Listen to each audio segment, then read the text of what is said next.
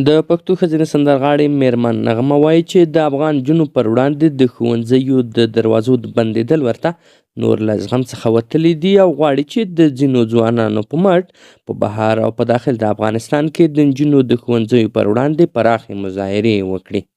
سلام ستړي مه شئ، وخت مو په خیر پام وکړئ. د افغان ټایم څخه د نن ورځې خبر ته د پښتو او افغانستان ښځینه سندرغاړې میرمن نغمه وایي چې د طالبانو دا چلن ورته نور د زغملو وړ نه دی چې له شپږم ټولګي پورته او په پوهنتونونو کې د نجونو پر زده کړو بندیز لګېدلی دی. نوموړې ویلي چې له ځوانانو او مشرانو سره یې خبرې کړي او غواړي چې په داخل د افغانستان او په خارج د افغانستان کې د نجونو د ښوونځیو د بندېدو په وړاندې مظاهرې ترسره کړي.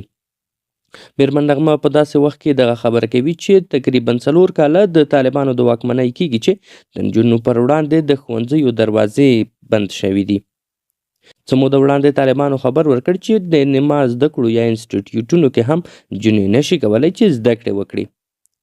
دا چې روغتیا ته د ټولو خلکو ضرورت دی، نو په طبي برخه کې د نجونو زده کړې ډېرې ضروري وي، خو طالبان وایي چې د شرایطو تر برابرېدو پورې به د انسټیټیوټونو دروازې د نجونو پر وړاندې تړلې وي.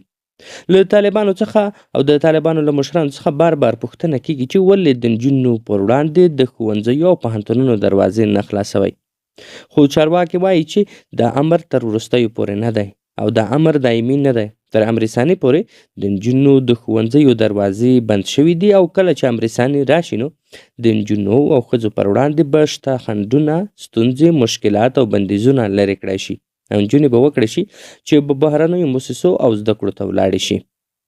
دا پته نه لګیږي چې طالبان به کله د نجونو پر وړاندې د زده کړو دروازې خلاصوي.